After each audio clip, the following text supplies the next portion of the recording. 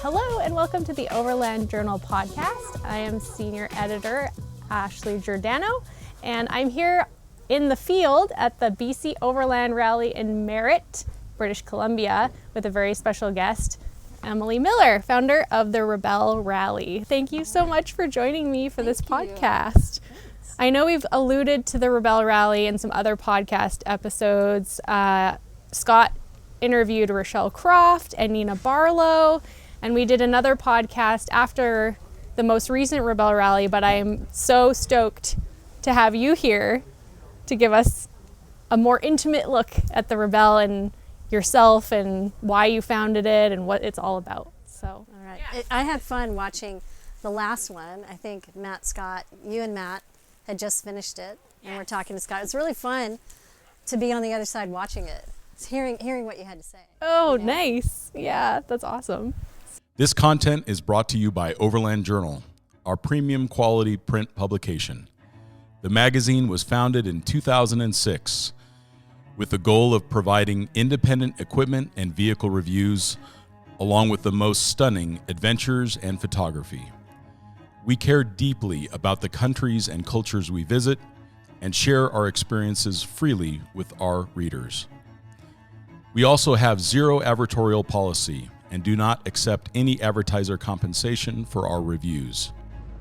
By subscribing to Overland Journal, you're helping to support our employee-owned and veteran-owned publication. Your support also provides resources and funding for content like you are watching or listening to right now. You can subscribe directly on our website at overlandjournal.com. You want to come back, right? Of course, yes. Yeah, it's awesome. Yeah, it was good because I think Matt and I were both like, there's some questions that we were asking each other on that podcast, and we're like, it would be nice to have Emily here too. I heard that a couple of times. Yeah. So now we're here, so it's great. But yeah, maybe we'll dive first into, for those who don't know what the Rebelle Rally is, maybe you can explain what it is. Where does it take place? What does it involve? Well, the Rebelle Rally is the longest competitive off-road rally in the United States, and it just so happens to be for women. And it starts in, actually this year it's going to start back in Lake Tahoe. Last year we were at the Hoover Dam. Goes through Nevada, California, we've touched Arizona. Takes place on primarily public land. And it is 10 days. It's 8 days of scored competition, and it's no GPS, no cell phones, just maps that we make. You don't even bring your own maps. You just show up, you know, with a compass and, you know, some pencils and some patience and a lot of electrolytes. And yeah, and then it's 8 days of literally using traditional navigation skills, and then also traditional rally skills, which is using a road book. And it is long, it's hard, it's hot, it's cold, it's high elevations, low elevations, every type of terrain. But interestingly, it's in a stock manufacturer vehicle. It's not in a race car. I've always said the vehicles in your driveway are more capable than you think. And so it's a team of two, driver and navigator. You can switch roles, and your car, and that's it. You're on your own. What kind of vehicles do you see typically rally? What type of vehicles are usually rallied in? Well, we have two classes. We have 4x4 and what we call X-Cross, because the word crossover I don't think sounds cool enough for some of these cars, because they're great cars. And so what's typical are, let's say, Jeep, like Jeep Rubicons, Toyota Tacomas, 4Runners, Gladiators, Land Rovers. We have in the X-Cross class, we have everything from Porsches, Subarus, Mitsubishi, Kias, you know, just a variety, pretty wide variety of cars, but they're really unmodified vehicles, or just minimally modified vehicles. And then we also have electric vehicles. So we started that 3 years ago now, and we launched it with the Rivian, the R1T, which was really cool. And last year we had also the Volkswagen ID4, and then this year we have 2 Rivians returning and possibly some surprise EVs. Why was it important to you to highlight the stock vehicle in the rally? Yeah, I raced cars for a guy named Rod Hall, who's just a legend in off-road racing and also in 4x4s. And he really promoted stock manufacturer vehicles. He was really a champion of, you know, these stable platforms, that all this research has been done on them, all this great engineering has gone into them. And so he always said, you know, the mark of a great driver is that you can pilot a stock manufacturer vehicle without breaking it. And you need to do that first. And so I really felt that that's important. Also, not everybody wants to or even can afford to support a race truck. Race trucks are really expensive. They're really temperamental. It's constant work in progress. And the vehicles that we have are already so great, so I really wanted it to be for stock manufacturer vehicles.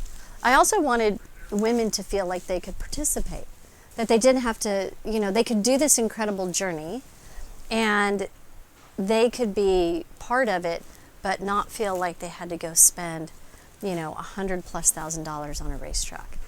So, you know, people drive the vehicle that, you know, they drive to work every day in the rally, and then they drive it home, hopefully, if they drive it well. But yeah, I think it's really important because they're so good, you know, and they're so capable. Yeah, and you know that really well because of your background as a racer and a rallier, and you were the first solo woman to complete the Vegas to Reno race. Yeah, I was the first woman to solo that race, and then I did it again when it was a 3-day rally, and that was awesome. I really like longer competitions. You know, short ones are great, but really like pushing yourself over day after day is really, I think, kind of what I was made for. Mm-hmm. So, and it also, it's like a strategy, yes. You know? Yeah, and you can, Rod had a statement, he said, you know, you want to win as slowly as you can. You still want to win, but as slowly as you can. And it's true. So it's kind of like this chess game of strategy, you know, over long distance races. Right. And we've seen, or you saw that in Baja 1000 wins and multiple podium finishes, and you participated in some rallies in Morocco as well. Yeah. So what is it on those long distance rallies or races? Like, where do you get the motivation to push beyond what you think you're capable of? Because I see that with you in different forms, like on the rally or racing or rallying. Like, where does that come from? How do you beat the fatigue and go into that like next phase of push? You know, I think it's because you can see the light at the end of the tunnel. You know that there's a stopping point. So I say, like, you can do anything for 10 days. You know, you can do anything for 14 days. You know, I know it's not going to last forever. Now, it might be different if somebody said, okay, well, your rally's going to last like 2 years, you know. Yes. I don't know, but I do. I think you can do anything that you set your mind to. And I also, I'm a pretty competitive person, but I'm competitive with myself. And I really like to dig down deep and, you know, examine the task at hand. And I always feel like that competition is within myself. And so I need to do the best job I can until the very last second. And, you know, I don't know where it comes from. Maybe from my mom, like, you know, when I was a kid. She taught me how to play like cards when I was about 4, so she'd have somebody to play against, and she'd never let me win, you know, and she'd just make me keep playing. But yeah, I think it's just determination. You know, I hate to quit. I really hate to quit.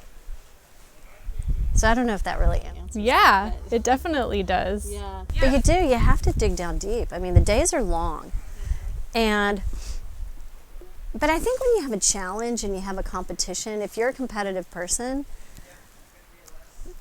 you see the task at hand. So you don't give up or you don't stop until it's completed. Right. Yeah, I was going to ask you about your childhood, if there were any indications, or your teenage years, as to what was going to happen next or in your future, or the Rebelle Rally, or teaching women to drive and all those things. I think there are just a number of things in my life that led me on the path. And also, I always feel like wherever a door has closed, a window has opened, and I've gone through the window, you know. I'm more afraid to say no than to say yes to something. And I think that's something about the Rebelle. I think the women that you see who do the Rebelle are more afraid. They're kind of nervous to do it, but they're more afraid to not do it than to do it. When you initially were going to start the Rebelle Rally, what were some examples of people saying no to you and you jumping through that window? I'm sure there are quite a few. Yeah, there were a lot. First, I called a race director that I've known for a long time. I used to race in his series, asked him to get involved, to be involved in the competition. And he said, no way. He goes, because you'll never pull it off.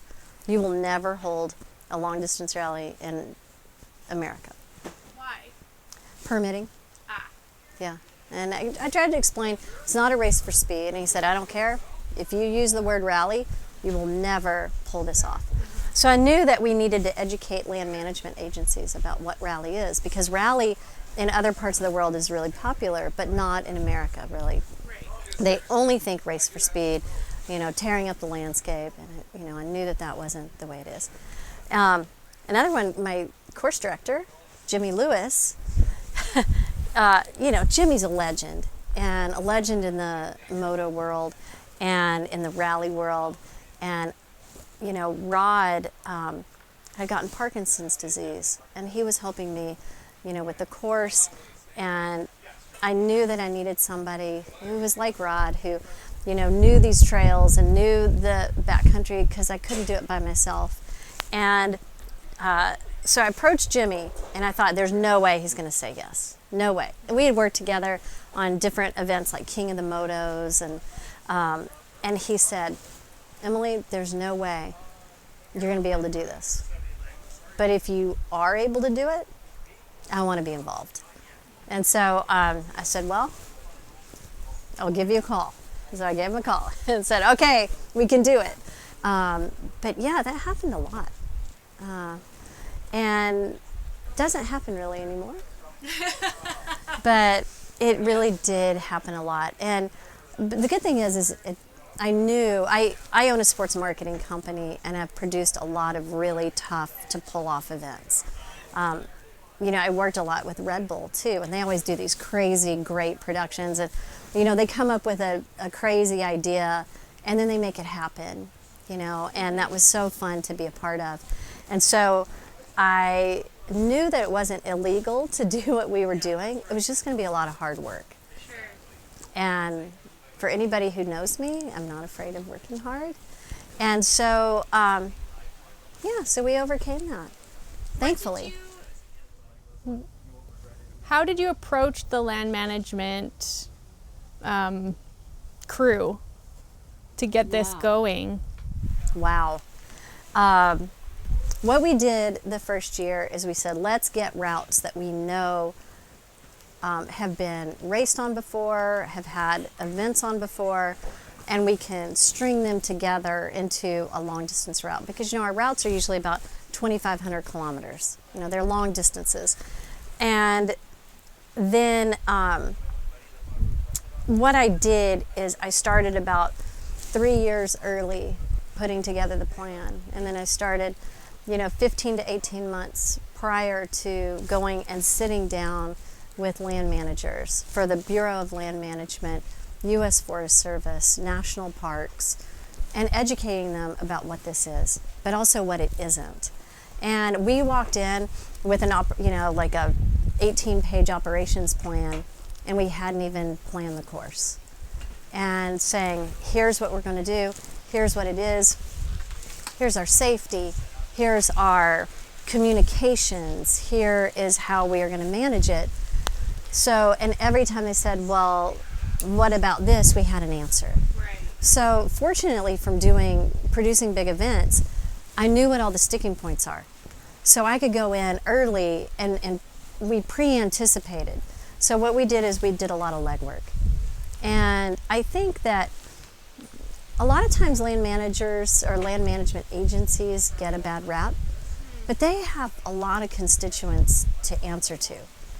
And not everybody wants vehicle recreation out, out on our trails, which is unfortunate.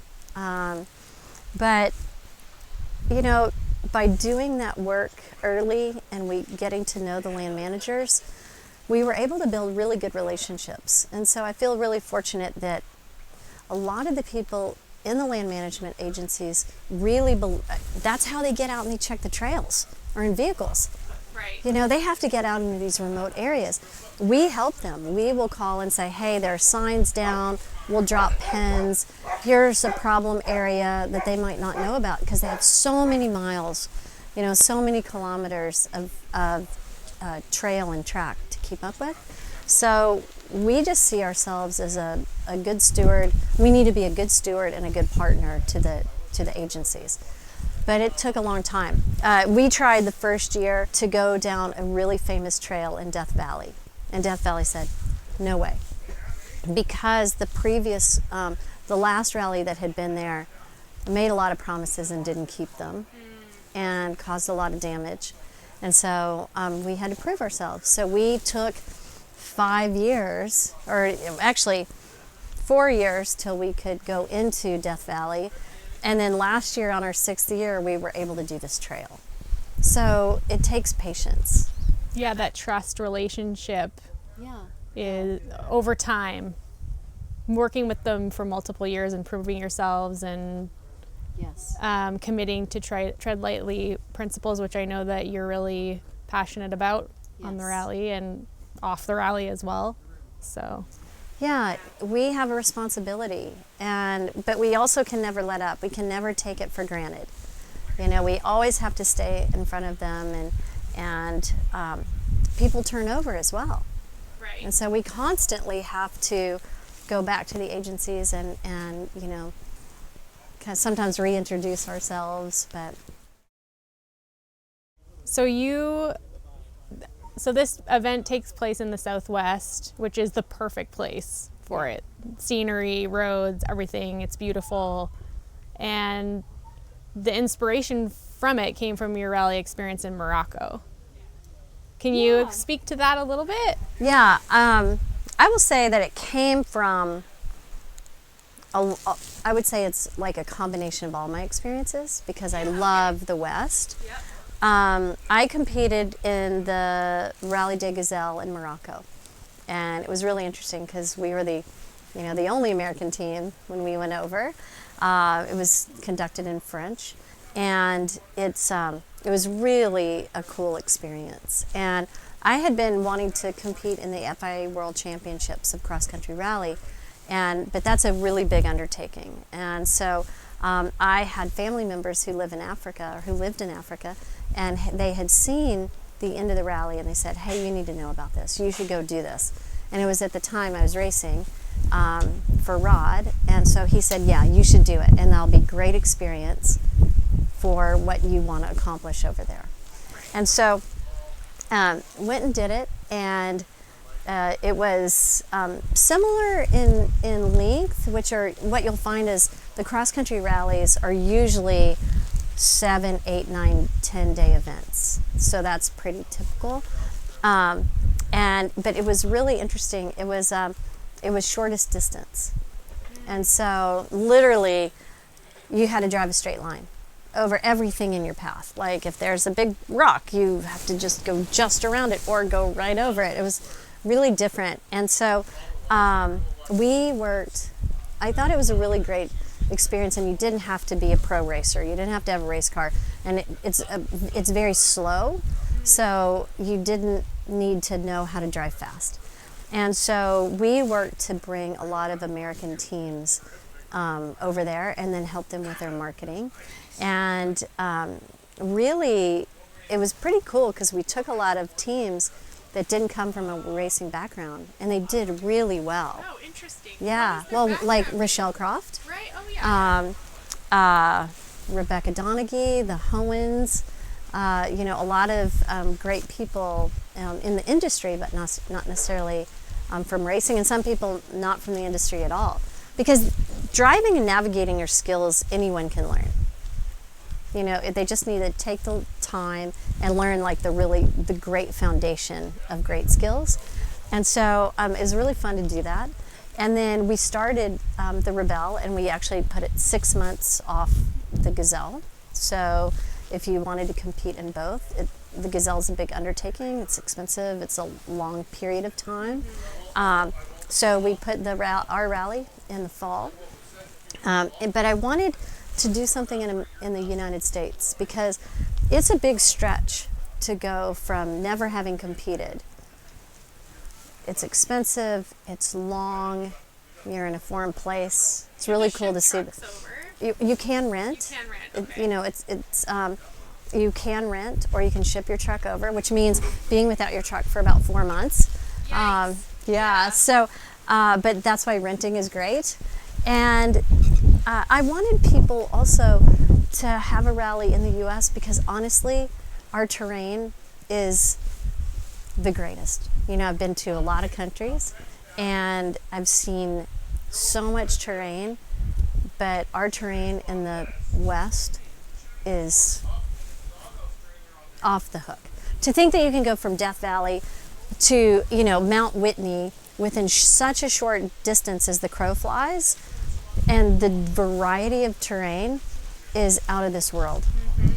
So and I wanted a different format. I wanted to make a really interesting competition, but really fun driving, not just driving straight. It's a cool challenge to do that, but I really wanted it to be more like fun rally driving.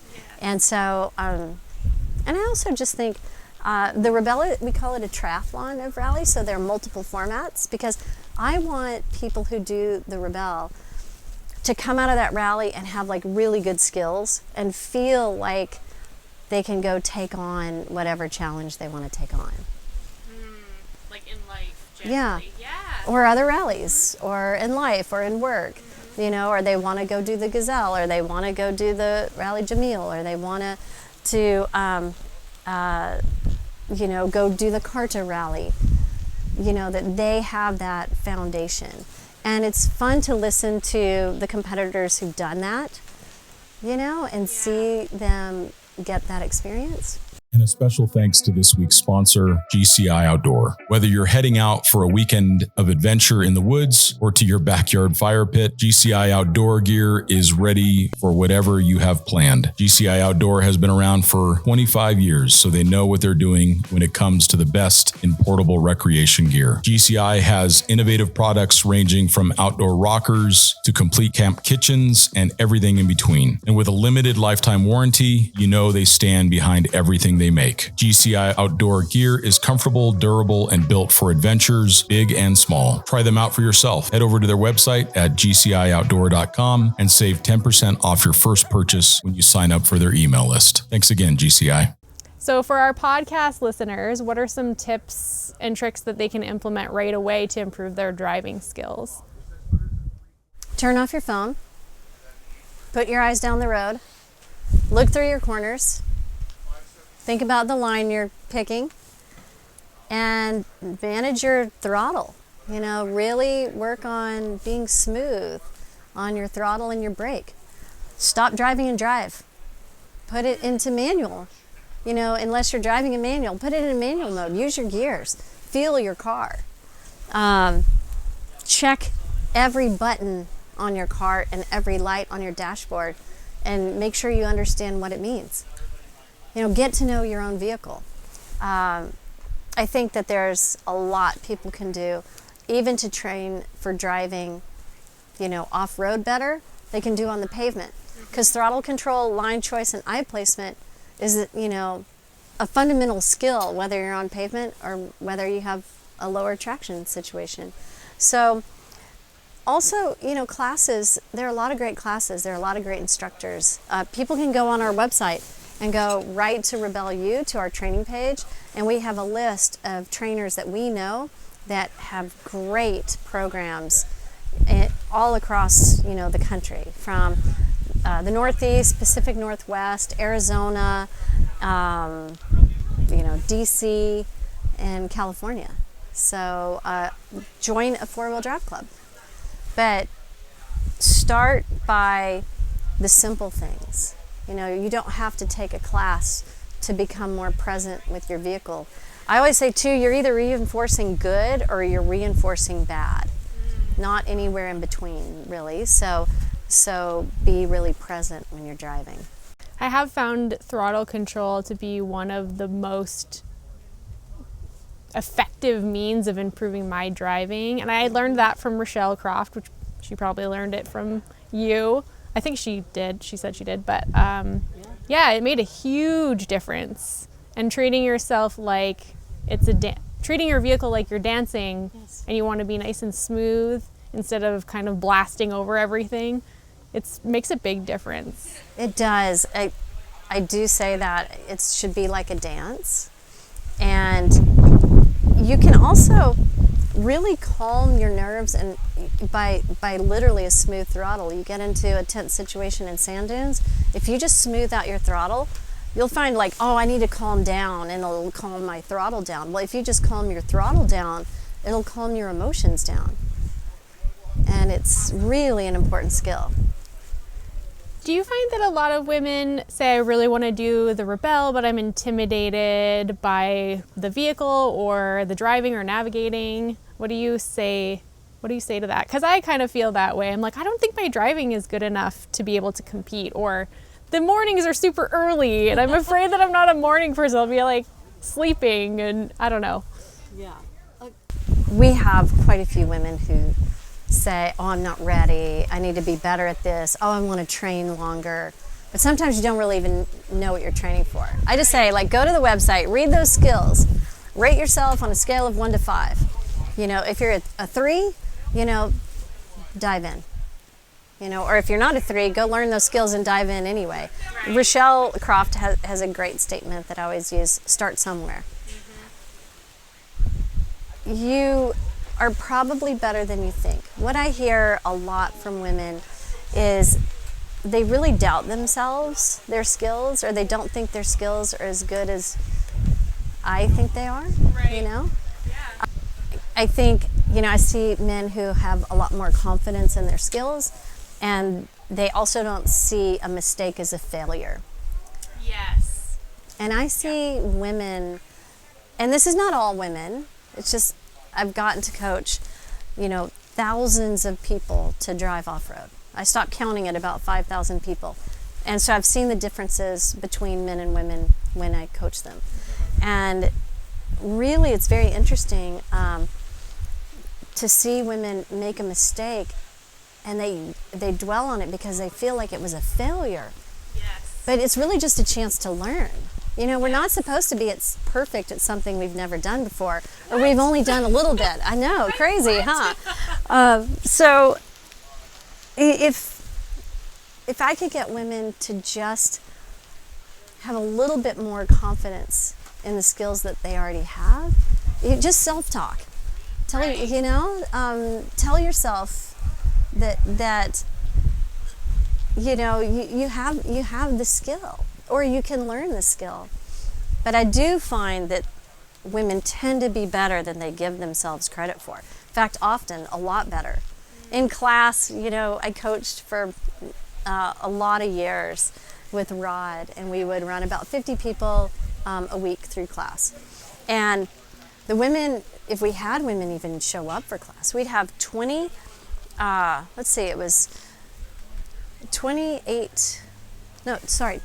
people per class. We had 24 people per class, almost always all male, and it was open to men and women. But very few people signed up, even though they had an opportunity through their work to come to class. But the women who did come to class, they'd stand kind of in the back the first day and just listen, not say much. really intimidated often, but then they'd listen really well. And so the second day, their driving skills were great.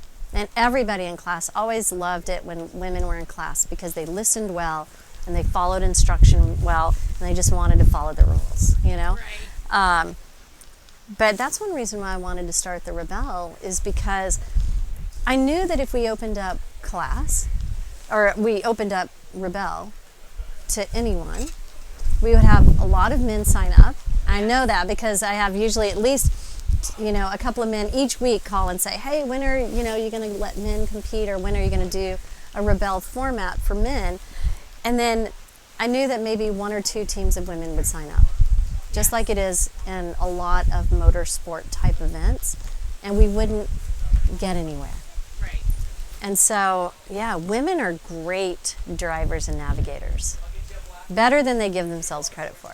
How do you think you switched that in your brain? Because you were talking about positive self-talk or reinforcing that. Like, what goes on in your brain? Because mine, it's always been this way, where if I make a mistake, I'm like, oh, this is an utter failure. Like, why on the first try at something I've never done, why isn't it perfect? Like, how do you break that cycle? I think I break the cycle by, I love to be coached. And so I don't expect to be perfect at something right out of the gate, but I really like to learn.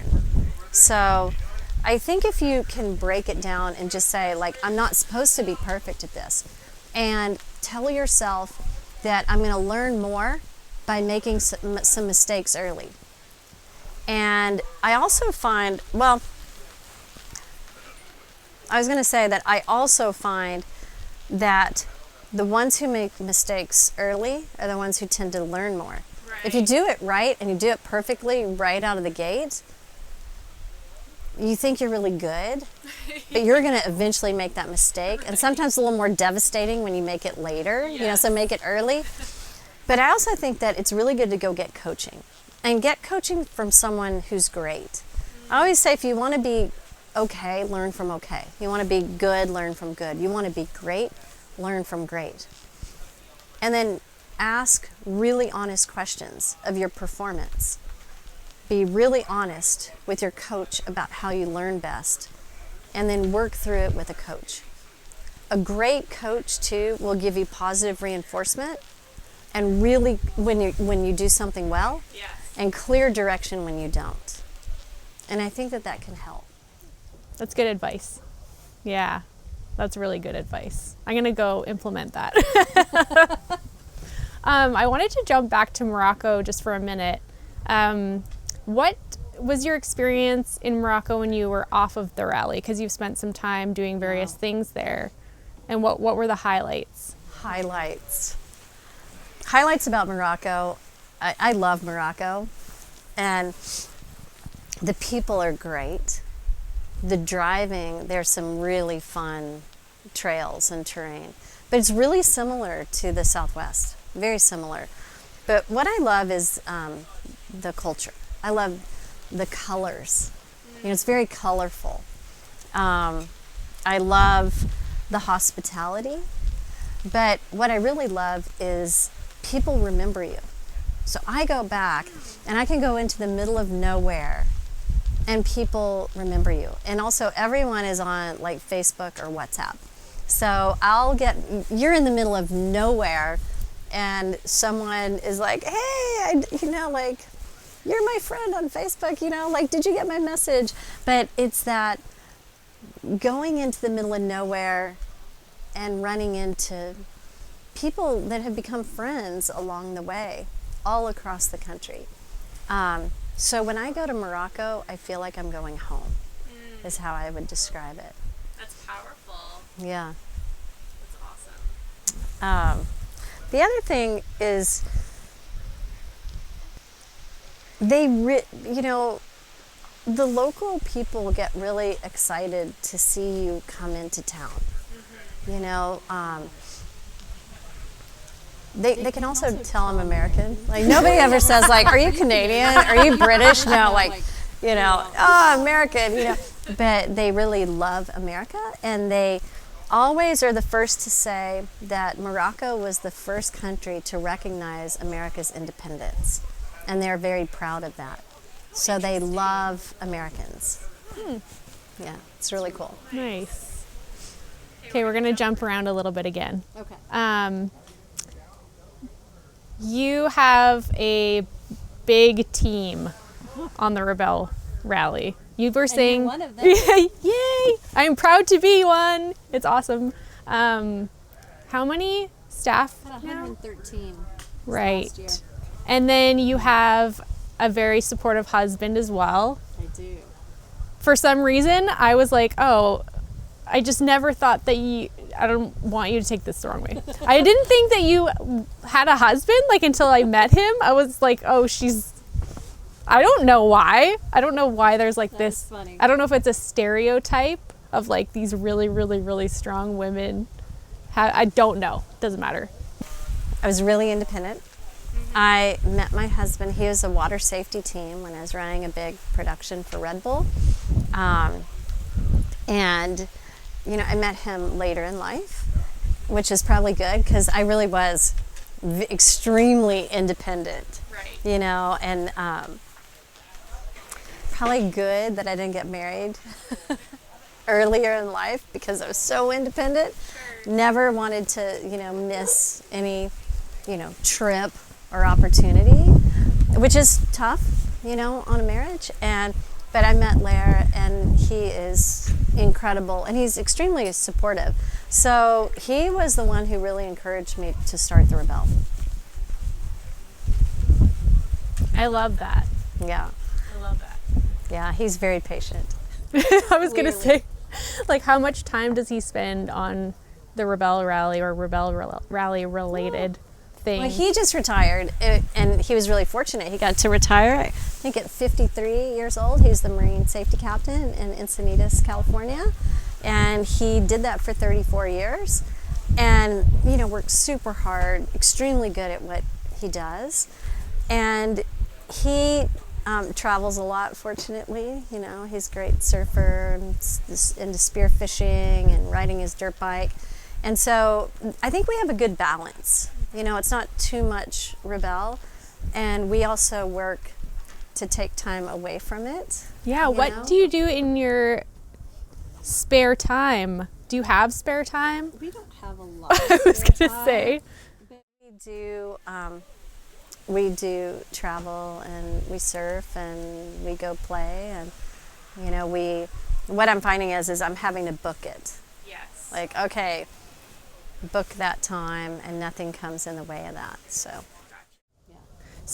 he's a big support for you. They always say behind every man is a great woman, which is true, but yes, behind every great woman is another great man, I think. Yeah, but yeah, true. Tell me about the rest of the team and the importance of being a leader and having a big team like that. Like, how do you do that? Yeah, I think when people ask me what my favorite part of the rally is, I say it's getting to work with the staff. And I really wanted to start the Rebelle because I had project managed a lot of big events and productions, and always had great teams, but I'd always have people on the team that I couldn't let go of because they were best friends with the CEO, or, you know, something where it was maybe a toxic person, and I could not let them go from this because of the system. And I started the Rebelle, and I said, okay, I really want to develop a great team, and that really is super positive, and also they're going to support these women. That it's not about them. I want world-class people. I want a world-class team, but it can't be about them. It has to be about the competitors. And I believe we have that for sure. And the other thing that I've learned in the process is I started doing some of the same things I had when I was younger. I would bring in someone and say, hey, this person is going to work on your team, because the Rebelle is divided into multiple teams with leads and then points of contact within a team. And then I would say, hey, this person is going to work with you. And what I learned in the process is, wow, I'm doing the same thing that happened to me. Like, I can vet people, but then that lead has to make that decision for who is the right person for their sub-team. Right. And in the process, I think we've gotten to a really great place. And the interesting thing about our team is there are a lot of really strong personalities, especially in our leads, and that have different opinions, and they have different needs. Like, let's say course management may be different from scoring, may be different from safety, and some things that they need to accomplish, but they all have to work together. And so, working over these years, they've worked through things and how to make it all work and remain this really strong, cohesive team, even when they disagree. And that has been really rewarding. And that has really pushed me as a leader. I have definitely grown in the process of really figuring out what is my role. What's my most important role? Right. Because you can get caught up spend the time in the minutia when you have over 100 people doing the thing. Yeah. So what did you figure out? My job is to make it very clear what roles are and what the goals and the expectations are and the mission. And then making sure that the leads and everyone is empowered to do their job, and that we have the right people and that they are truly empowered to do their job. And that is the number one goal. I also have to make sure that everything is legal and safe and funded. Yes. But if I do that, then I know that this team will get the job done. And they do. What are you most looking forward to for this year's Rebelle Rally? This year, I'm really excited about this year, which is great because it's year 7. And I think it's really great to be on year 7. And I'm this excited going into the rally. Yeah. What I'm looking forward to right now is I go out and set the course. So I've been working on the course. It takes me about 40 days to lay out the course. And most people don't realize that. And that's not on computers. That's out on the ground. That is a lot of time. It's because we made this crazy format, and it's really hard to make it happen. So laying out the course is my favorite part because it's so fun. I get to drive in all these beautiful places. I'm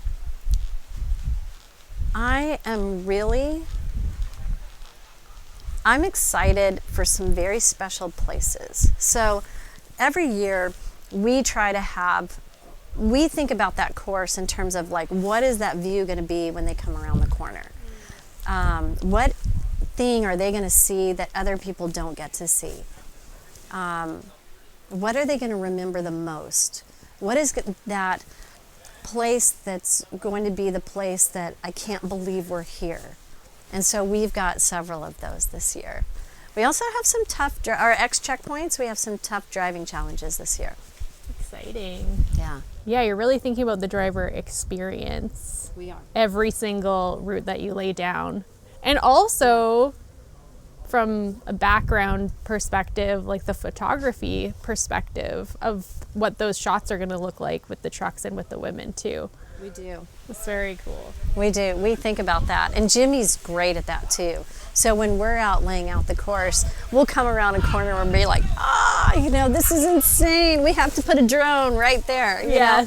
And then we mark it. And, we really do try to think about the whole thing. And I think that's why it takes so many people to have a world-class rally, which is our goal. You can't do that on 10 or 20 people. And it also doesn't really happen on volunteers. We have some great volunteers, but there are very few volunteers on the rally. That's because the rally is long and hard for the staff. I mean, it's long and hard for the competitors, but the competitors, sorry competitors, kind of have it easy. The staff, we work all day, we work all night, and we're having to move, we're having to get down the road. We say we're having our own rally. You've heard that. Yes, yeah. Yeah, and we are. But it is really thought out, every single piece of it, in terms of the experience. Let's talk a little bit about the importance of the electrified designation. So that's the newest designation, right? And how does it all work with electric vehicles and charging? And what do you think the future is?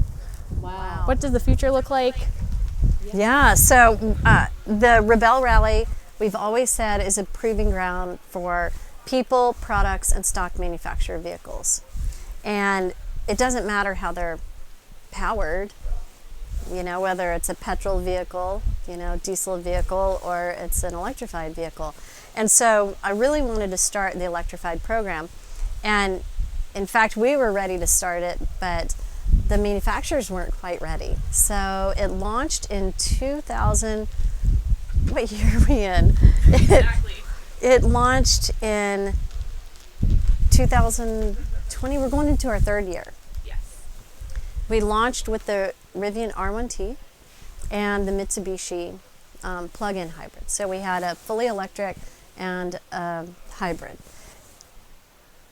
This year, we're going to have quite a few vehicles. I think last year we had 7 electrified vehicles. The single biggest challenge is not the vehicle, it's how to power them in the middle of nowhere. And what happened was when we decided to do the electrified program, I started contacting companies to be able to provide the remote power. And there were a number of startup companies. You saw a lot in Silicon Valley, a lot that had just gotten funding, and everybody was telling me, we probably met with like 7 different companies, that they could do it, they could provide, this solution. But honestly, when it came down to it, people would just vaporize because they couldn't. And what most people don't realize is that remote rapid power is extremely hard to do. Because if you plug in, level 2 charging overnight, it's a slower charge, not that hard to do, but we have to rapid power cars out on course so they can keep going, because some of our days are really long. And to do that, it takes a tremendous amount of power. We produce about enough power to power about 100 homes just to power the few electric vehicles we have to get down the course. So we ended up with an incredible company, Renewable Innovations, and Bob Mount, the CEO of that company, is just a legend in creating remote rapid power and silent power, whether it's for Department of Defense, Department of Energy. He's also a hydrogen expert. The way to produce power rapidly is through hydrogen. But also it's not that easy to get hydrogen, and it's not that easy to transport hydrogen, although it's getting better. And so they came on board, and what was great is they had solution A, B, C, and D. Because you can imagine, if you can't get power to those cars, what are you going to do? Yeah. What if your solution A fails? Right. And so we didn't have companies that had multiple solutions. And to tell you the truth, it's getting better, but we're still in a state of that same situation. So what do I think is going to happen? Legislation is pushing us toward electrified vehicles quickly. I love driving an electric vehicle. They're fun to drive. Driving, that Rivian is amazing. I'm fortunate I get to drive a lot of electric vehicles and test them out. That Audi e-tron, it's just so fun to drive. But out until the infrastructure is there, it's really challenging. Hybrid electric vehicles are great. We've got the Jeep 4xe here. Yeah. It's so fun to drive when it's in just all electric mode. You know, the torque is incredible. It's quiet. They're great. But having the hybrid is really helpful right now. So we need a lot more infrastructure. I think that extends to overlanding as well. We've talked about this before, how the Rebelle Rally is like a proving ground potentially for EVs and that transferring over to longer term trips. And yeah, the infrastructure is needed for both for sure. So it should be interesting to see how that develops over the next 5 years and 10 years down the road for sure. And we'll watch the Rebelle Rally to see, you know, how that's evolving. It's pretty cool because I've seen the vehicles get more out of the battery. So from the time we started, our need to remote power has lessened. We don't have to provide remote power every day because the cars can go farther. So that's encouraging. Yeah. And I think we're going to see more of, well, obviously we're going to see more of that. We're going to have to see more of that. But it's fun to be at that level, you know, early on, to have to research it and learn. It's going to be a very interesting decade, though, because of the mandates. It's, you know, 2022, and people are mandating things at 2030, and, you know, that's not that far away. No. It's coming. Yeah, it's coming really fast. Nice. So we're here, as I said, at the BC Overland Rally. As you can probably tell, this is a podcast in the field. But I wanted to ask you, you're doing a whole bunch of classes here on all sorts of different things. Like, what are some of the classes like? Navigation classes. So we're doing 2 mapping classes. One is like basic mapping. The second one is advanced mapping and plotting, which is really interesting. Compass and map skills. We're doing a GPS app class, which is super popular. We're doing a driving course. So we do our chalk talk, and then we do the technical driving course. That's a ladies only class, which is really fun. And let's see, what else are we doing? Yeah, we're doing gear selection, and that's not gears of your vehicle. It's the gear you choose, including your vehicle, knowing your vehicle. We do some really great kind of in-depth walkthroughs on people's vehicles. So yeah, we're busy. Nice. And it's too bad because there's so many great classes. Yeah, I want to go take the classes. Yes, exactly. What is it that you love about events like the BC or Northwest Overland rallies? I love them. It was so great to be back at Northwest because the vibe was so great. What I like about them, they're not sales events. They're really events where people connect, learn about product, talk to experts, take all these classes, but the vibe is so good. You know, everybody is excited. People aren't on their phones. It's not all about your next Instagram photo. I would say that the best thing is the vibe, and you can't replace that. And it has always been the case in the Northwest and the BC and the Rocky Mountain Overland rallies. So, and that's why we choose to come here, because the connections we make here literally last forever. I mean, I've made truly lifelong friends at these rallies. Yeah, they're pretty special. Yeah. Very enjoyable. Yeah, I think the motto is learn something, have fun, make friends. Yeah. Not necessarily in that order, but it's true, you do. For sure. What was the last great book that you read? Oh my gosh. It is, how can I go blank on the name? It is a book. Oh, I think it's in the van. I just finished it. It's about 8 maps that define the world. And it's so good because it's actually really explaining a lot about what's going on with Russia and Ukraine. And it's about how our geography defines our history and our geopolitical situation. So, you know, whether you have oceans around you or mountains to protect you or big plains, you know, like Russia, you know, that's open. And it's literally led to, you know, wars or, you know, countries prospering. It is the most fascinating book. That was really a great one. And then the other one is called The Coddling of the American Mind. Oh, what's that? Well, it's really about that we need to toughen up. I'll just leave it at that. But it's worth reading. It's very relevant. Nice. Yeah. Well, do you have anything else you'd like to add? Anything we haven't touched on you'd like to share? Just thanks for being a part of the Rebelle. And, you know, thanks too to Overland Journal and Expedition Portal. They have literally supported us since the beginning. You know, Scott Brady, Brian McVickers, you know, the whole team has really been supportive of us.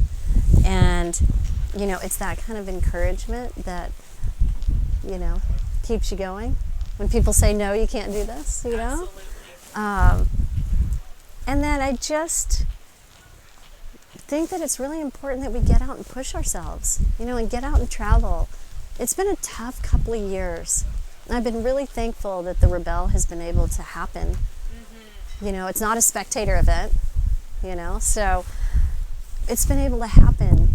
And I think that that was really important. It was really a bright spot, you know, in a really interesting, sometimes dark time, you know. Absolutely. Yeah. Awesome. Well, if anybody is interested in you or the Rebelle Rally, where can they find you online? RebelleRally.com. Rebelle. So to rebel means to defy convention, and Belle is a beautiful woman. So that's where the name comes from. It's not rebel, it's rebel. So RebelleRally.com, everything is there. Information about Rebelle Impact. We're not a nonprofit, but we do a lot of giving. Our training programs, everything about the Rebelle Rally, and our blog. So. Oh, the final point. Yes. This is important. It's not a race. It's a not rally. a race. Yes. Do not call it a race. Yes. Yeah. It's not a race for speed, but it is I'd say it's like a moving chess game, but it's about pace and efficiency. Yes, and strategy because of the chess part. Yeah, that's awesome. Well, thank you so much for taking the time to do this interview with me, Emily. I super appreciate it, and I know that the listeners will be really excited to have you on. Thank you so much to the Overland Journal podcast listeners. I hope you've enjoyed this episode, and we will see you next time. Thanks for tuning in.